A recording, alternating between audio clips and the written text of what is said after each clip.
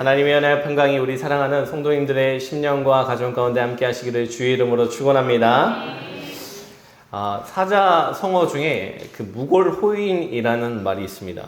직역하면 뼈가 없는 좋은 사람이라는 뜻인데 두루두루 잘 지내는 사람이라는 의미도 되지만 사실은 줏대가 없고 어떠한 상황 속에서도 자기 주관이 없이 그저 흐르는 대로 사는 사람이라는 의미도 가지고 있습니다.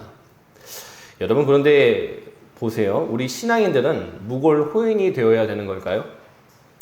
누구의 마음도 불편하지 않게 하고 누구의 마음도 조금도 상하지 않게 하기 위해서 거슬리는 말을 하지 않고 좋은 말만 하는 것이 우리에게 화평을 명하신 하나님의 명령을 정말 이루는 방법인가? 여러분, 우리가 가급적 사람들과 화평을 추구해야 됩니다. 그러나 성도로 살아가게 되면 우리는 어느 순간에 반드시 세상의 박해와 공격을 경험하게 됩니다. 왜 그렇습니까? 성도가 하나님의 말씀을 붙들고 그리스도를 믿는 믿음으로 살아갈 때에 그것은 반드시 세상과의 충돌을 일으키게 되기 때문이라는 것이죠. 우리가 그 마태복음 5장 6절에서 위에 줄이고 목마른 자는 복이 있다는 말씀을 나누었습니다. 우리 성도에게는 그리스도께서 입혀주신 위가 존재하고 그 맑고 밝은 심령을 유지하고자 할 때 그 사람에게 이 영적인 갈급함을 가지고 살아갈 때 이 복이 있다라는 얘기를 우리가 함께 나누었죠. 그런데 보세요. 예수님께서 자신의 위를 선물해 주시고 정결해진 그 사람은 어떻게 살게 되는가? 주님의 말씀에 따라서 사는 삶, 주님의 성품을 닮아가는 삶을 살고 싶어 합니다. 예수님께 충성하는 삶을 살고 싶어지게 된다는 거예요. 그래서 예수 말씀, 예수 복음, 예수 성품을 따라 사는 사람으로 변하게 된다. 그런데 문제는 무엇이냐면 이렇게 주님이 부여해 주신 위로 말미암아 변화된 삶을 살게 되면 그것이 세상에 사는 사람들로 하여금 불편함을 느끼게 만들게 된다는 거예요. 성경에 의하면 우리는 모두 죄인입니다.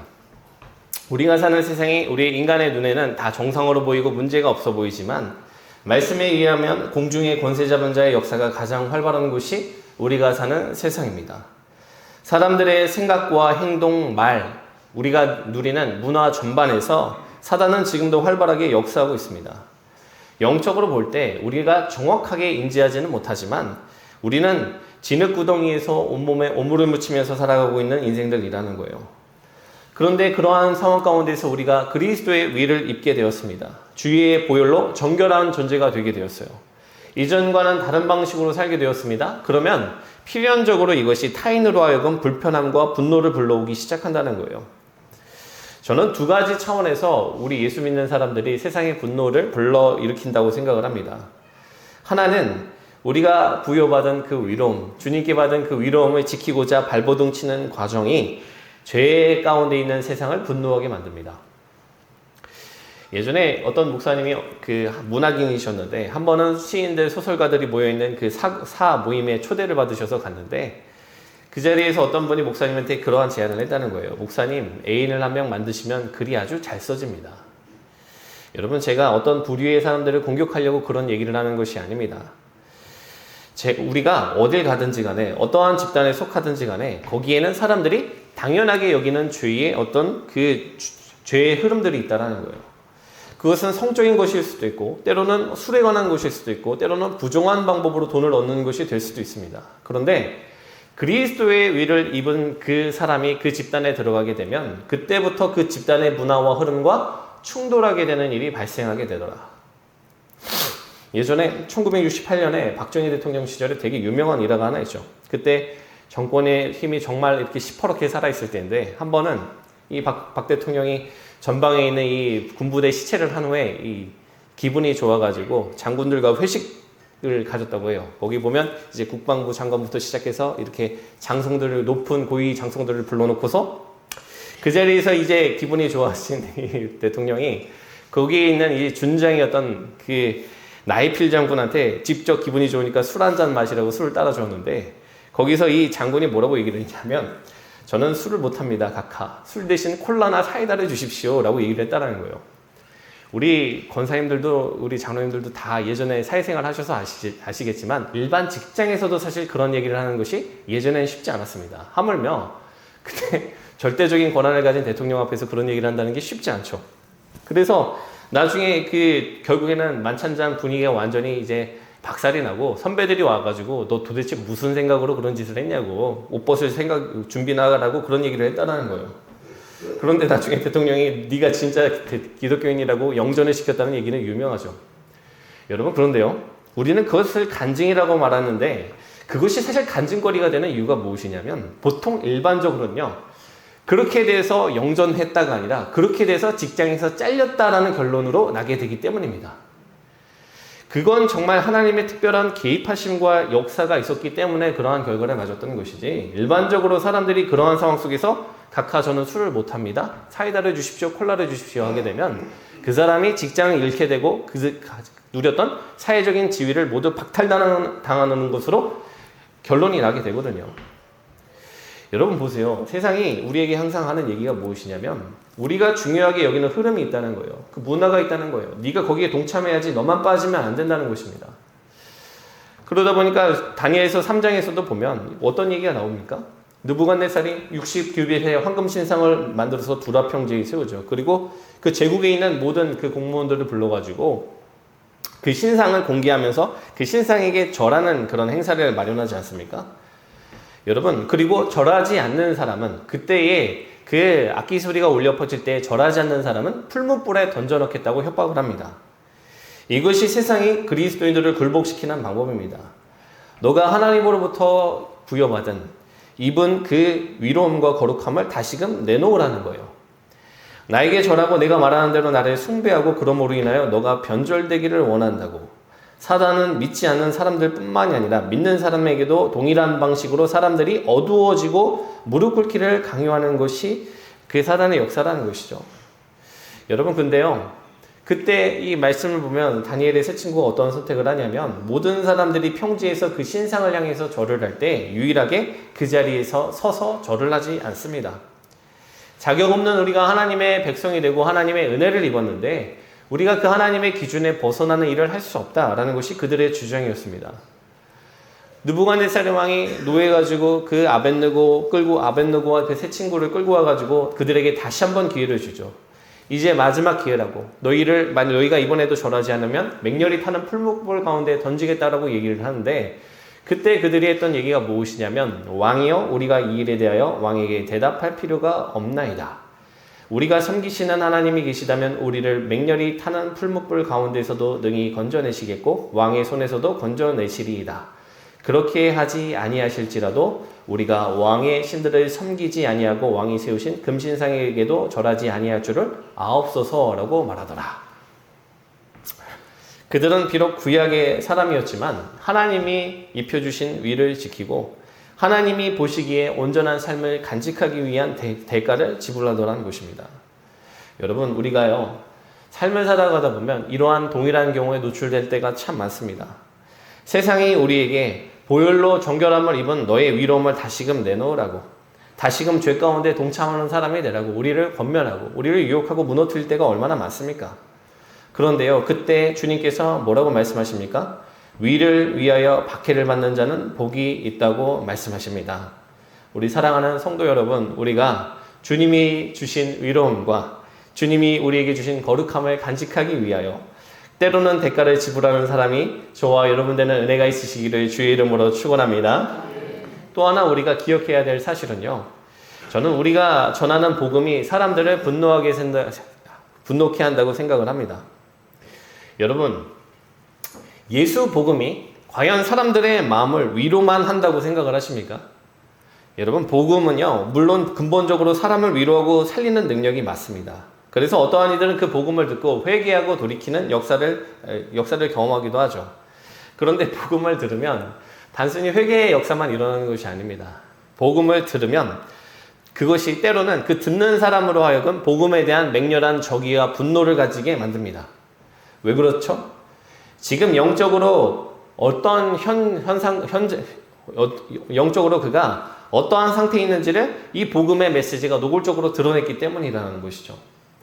당신은 지금 하나님께 반역하고 있는 상태고 죄 가운데 있으며 스스로 하나님 노릇을 계속하며 회개하지 않는다면 당신은 지옥에 가게 될 것입니다. 이 말을 듣고 좋아할 사람이 누가 있겠냐는 거예요. 여러분 그래서 결국에는 살아있는 성도, 살아있는 교회는요, 세상에 불을 던지게 되는 역할을 감당하게 되고 그로 인해서 세상에 분노를 유발하게 되어 있다는 것이죠. 그래서 예수님이 오늘 말씀 11절과 12절에서 말씀하시는 것입니다. 나로 말미암아 너희를 욕하고 박해하고 거짓으로 너희를 거슬러 모든 악한 말을 할 때는 너희에게 복이 있나니 기뻐하고 즐거워하라고 하늘에서 너희의 상이 크다고 너희 전에 있는 선지자들도 이같이 박해함을 받았다고 말씀을 하시더라는 거예요. 여러분, 이 말씀을 우리가 잘 볼 필요가 있습니다. 이 사람들, 지금 주님을 따르는 사람들, 하나님의 뜻을 따라서 살았던 사람들이 욕먹었던 이유가 봉사에서가 아닙니다. 구제에서가 아닙니다. 주님을 따르는 사람들이 욕을 먹고 역경에 처하게 되었던 것은 그들이 던지는 메시지와 복음이 세상을 화나게 만들었기 때문이라는 것이죠. 하늘로부터 오는 위에 대한 이 메시지를 전하게 되면 사람은 그것에 대해서 분노하든지 회개하든지 두 가지 반응밖에 하지 못하게 됩니다. 그래서 우리가 예수님의 경우를 보아서도 알지만 주님이 그 사람들에게 복음의 말씀을 전하셨을 때 정말 수많은 사람들이 예수님을 미워했거든요. 그래서 요한복음 15장 18절에서 20절까지의 말씀에서도 주님이 뭐라고 말씀하시냐면 세상이 너희를 미워하면 너희보다 먼저 나를 미워한 줄을 알라. 너희가 세상에 속하였으면 세상이 자기의 것을 사랑할 것이나 너희는 세상에 속한 자가 아니여 도리어 내가 너희를 세상에서 택하였기 때문에 세상이 너희를 미워하느니라. 내가 너희에게 종이 주인보다 더 크지 못하다 한 말을 기억하라. 사람들이 나를 박해하였은즉 너희도 박해할 것이요 내 말을 지켰은즉 너희 말도 지킬 것이라 라고 말씀하시더라는 거예요. 우리가 세상에 나가서 복음을 증거하고 진리를 말하게 되면 세상이 만약에 우리가 그 세상에 속한 얘기들을 하게 되고 세상에 속한 사람으로서 그런 일들을 하게 되면 그것을 받아들이고 사랑하게 될 것이지만 우리가 주님께 속했고 주님에게 속한 말들을 하기 때문에 분노를 사게 되고 너희가 박해를 경험하게 될 것이라고 말씀하시더라는 거예요.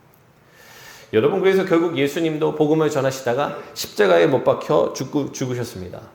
그런데 문제는 우리는 이 미움받을 용기가 미움받을 준비가 되어 있지 않다라는 것이죠. 저는 오늘날 교회와 기독교인들이 착각에 빠져있는 주제 중에 하나가 세상과 화목한 교회를 만들 수 있다는 오해라고 생각을 합니다. 교회가 세상에서 인정을 받고 존경을 받아야 된다는 거예요. 여러분, 그러나 성경에 의하면 우리가 세상에서 인정받고 존경받는 교회를 만든다는 것은 불가능합니다. 그걸 할 수 있는 유일한 방법이 있어요. 뭔지 아십니까? 가난한 자를 돕고 어려운 사람들 병원비 내어주고 그 사람들의 문화적인 욕구를 채워주고 그 사람들의 인간적인 욕구에 대해서는 철저하게 반응하면서 날선 복음의 메시지는 전하지 않는 것. 그러면 유일하게 세상에 칭송을 받는 교회가 될 수는 있어요. 여러분, 아무리 사람들에게 그런 욕구를 만족시켜 준다 할지라도 결국 메시지를 통해서 당신들은 회개하고 예수를 믿어야 됩니다라는 날선 복음의 메시지를 전하게 되는 순간 사람들의 심령 가운데에 그 던지게 되는 그 불편함이 생기게 될 수밖에 없다라는 거예요. 여러분, 그러면 사람들이 교회를 욕하게 되고 증오하게 된다라는 것이죠. 그런데 우리가 세상과 화목한 교회를 만들기 위해서 인정받기 위해서 진리를 선명하게 지키지 아니하고 복음을 전하지 않는 것이 도대체 무슨 의미가 있는가? 여러분, 저는 우리 교회가 예수 복음을 선명하게 지키고 그 복음을 지키고 전하기 위해서 때로는 고난받고 박해받는 교회가 되기를 주님의 이름으로 축원합니다. 우리의 가장 큰 사명은 영혼을 살리고 회복시키는 것, 예수 복음을 그분이 주신 우리의 진리를 지키는 것에 있지 다른 데 우리의 본질적인 일들이 있다는 것이 아니라는 것이죠. 여러분, 말씀을 마무리하겠습니다. 제가 오늘 이렇게 말씀을 드리긴 했지만 우리의 오해하지 말아야 될 것은 우리가 세상에서 우리의 공격적인 태도나 우리의 정제되지 않은 말로 인해서 세상 사람들에게 공격의 대상이 되어서는 안 됩니다. 지금까지 나눈 팔복의 이 주제처럼 온유하고 긍휼히 여기고 청결한 마음을 가지고 화평케 하는 사람으로서 살기 위해서 성령의 도우심을 구하는 사람들이 저와 여러분이 되어야 합니다. 그러나 오늘 말씀에서 예수님이 말씀하셨듯이 주님이 우리에게 입혀주신 위로움을 지키고 주님이 원하시는 일을 하기 위해서 세상을 불편하게 해야 한다면 그 일을 감당하는 사람들이 저와 여러분이 되어야 된다라는 것이죠. 우리의 인생의 목표는 사람들을 만족시키는 것이 아니라 우리 구주 예수 그리스도를 만족시키는 것에 있기 때문입니다.